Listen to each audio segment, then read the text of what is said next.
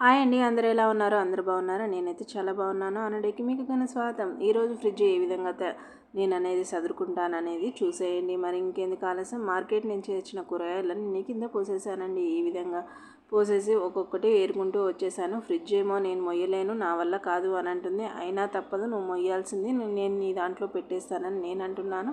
కాసేపు వాదన జరిగినా తప్పదు కదా, నేనైతే భరించాలని ఫ్రిడ్జ్ అనుకుంది.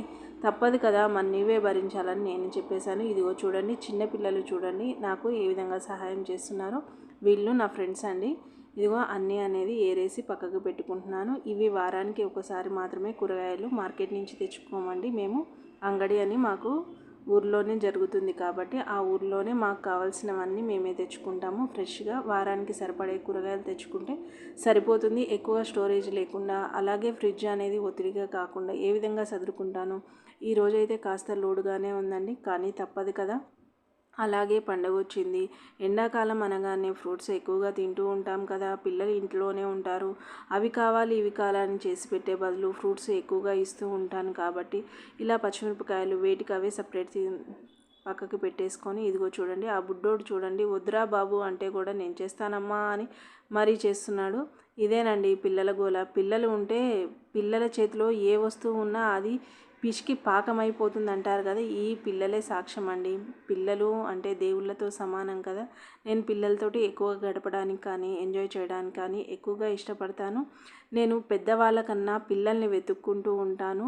నేను ఎక్కడికి వెళ్ళినా పిల్లలలాగా ఆడుకుంటూ చేసుకుంటూ ఉంటానండి. మీకు ఇష్టమైన పిల్లలతో ఆడుకోవడం చేయడం అన్న ఖచ్చితంగా కామెంట్ అనేది చేయండి. నేను ఒక పని చేస్తూ ఉంటే వాళ్ళు 4 పనులు చేస్తూ ఉన్నారు.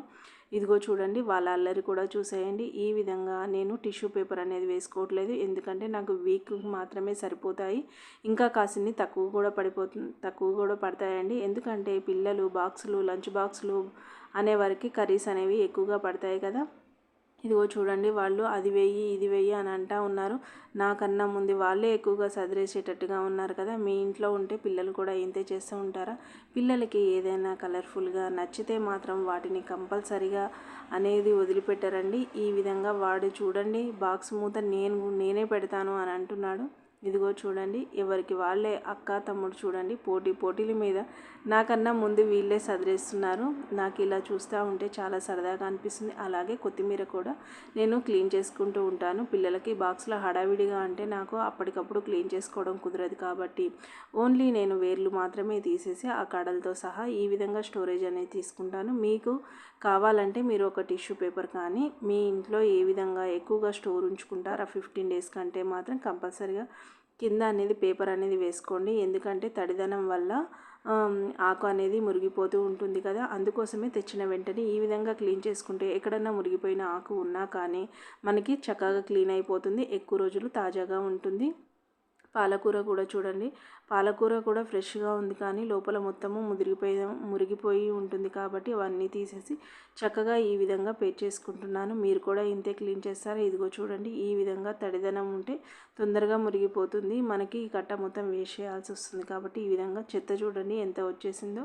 ఇది ఏముంది, అప్పటికప్పుడు కోసేసుకుంటే తొందరగా అయిపోతుంది. ఇది తెచ్చిన టైం కన్నా ఇవన్నీ సదురుకోవడానికి దాదాపు 2 గంటల టైం అనేది పడుతుంది. అలాగే నేను టమాటాలని ఈ బుట్టిలో స్టెప్ బై స్టెప్ బుట్టీలు ఉంటాయి కదా, ఈ విధంగా స్టోరేజ్ అనేది చేసుకుంటాను. ఒక పేపర్ అనేది వేస్తూ ఉంటాను. బుట్టి అనేది కడిగే అవసరం లేకుండా చక్కగా తుడిచేసి ఈ విధంగా ఒక పేపర్ పెట్టేసుకొని, ఇదిగో చూడండి, ఉల్లిపాయలు కానీ లేదంటే టమాటాలు కానీ వేసేసి పైన టమాటాలు వేసాను. ఎందుకంటే తొందరగా తీసుకోవడానికి ఉల్లిపాయలు 2 బుట్టీల్లో పోసాను. కింద వెల్లుల్లి అలాగే చింతపండు కొన్ని ఎండుమిరపకాయలు వేసి ఈ విధంగా బాక్స్ అనేది పెట్టేసుకుంటూ ఉంటాను. ఇది ఒక్కటి ఉంటే చాలండి మన ఇంట్లోకి అన్ని రకాల కూరగాయలు అనేవి ఈ విధంగా ఉంటుంది. చూడండి, నా ఫ్రిడ్జ్ అంతా నీట్గా అయిపోయింది. అది మధ్యాహ్నం తెచ్చిన ఫ్రూట్స్, శివరాత్రి రోజు తెచ్చిన ఫ్రూట్స్ అనేవి అన్నీ కింద పెట్టేసుకున్నాను. ఫ్రూట్స్ అన్నీ ఒక సెక్షను, 2 సెక్షన్లో ఇవన్నీ పెట్టేసుకుంటున్నాను. కూరగాయలు అవన్నీ ఫ్రిడ్జ్ అయితే చాలా లోడ్ ఎక్కువైపోయింది. అయినా ఏం పర్లేదు, ఒక 2 రోజుల్లో ఈ ఫ్రూట్స్ అన్నీ తినేస్తూ ఉంటారు కదా. పిల్లలు ఇంట్లో ఉంటే ఈ ఫ్రూట్స్ అనేవి తొందరగా అయిపోతూ ఉంటాయి. పిల్లలకి మనము నూనెలో చేసిన ఫుడ్ ఐటమ్స్ కన్నా ఈ విధంగా ఫ్రూట్స్ అనేది వాళ్ళ ఇంట్లో ఉన్నప్పుడు ఎక్కువగా వాళ్ళ ఇష్టం ఉన్నన్ని ఫ్రూట్స్ తినేయాలనే విధంగా నేనైతే కోరుకుంటాను. ఈ విధంగా ఫ్రిడ్జ్ అనేది ఇదిగో చూడండి, ఒక స్టెప్ అనేది సదిరేసాను కదా, ఇంకో స్టెప్ అనేది ఈ విధంగా సెట్ చేసుకుంటూ ఉంటానండి నేనైతే. నచ్చిందా? మీరు కూడా ఇదే విధంగా చేస్తారా? చూడండి. అందుకోసమే వద్దు బాబు, నా దాంట్లో మాత్రం నీవైతే పెట్టబాకు అని చెప్పి ఫ్రిడ్జ్ అనేది తిట్టుకుంటుంది. తిట్టినా తప్పదు కదండి, అది భరించాల్సిందే, మనం పెట్టేయాల్సిందే. ఇదండి సంగతి మా ఫ్రిడ్జ్ కబుర్లు. నచ్చిందా? మీరు కూడా ఇలానే చదువుకుంటారా? కొన్ని దాంట్లో కింద వాటిలో పచ్చళ్ళు, లాస్ట్ బాక్స్లో అయితే కొంచెం బెల్లము అదంతా ఉంటుంది కాబట్టి కిందిది అనేది నేనేం కలిగించను. అప్పటికప్పుడు చేసుకునే పచ్చళ్ళు స్టోరేజ్గా ఉంటాయి కదా, చింతకాయ పచ్చడి కానీ ఏమన్నా కానీ, కింద అయితే బెల్లము కాసిన్ని పొడులు అనేవి ఉన్నాయి. ఈ విధంగా సర్దేసుకుంటాను. మీకు నచ్చిందా? నచ్చితే లైక్ చేయండి, షేర్ చేయండి, సబ్స్క్రైబ్ చేసుకోండి. పక్కనే బెల్ అనేది ఉంటుంది, గంట కొట్టేసేయండి. నేను ఏ విధమైన వీడియో పోస్ట్ చేసినా నోటిఫికేషన్ ద్వారా అందుతుంది. Have a nice day. Bye bye.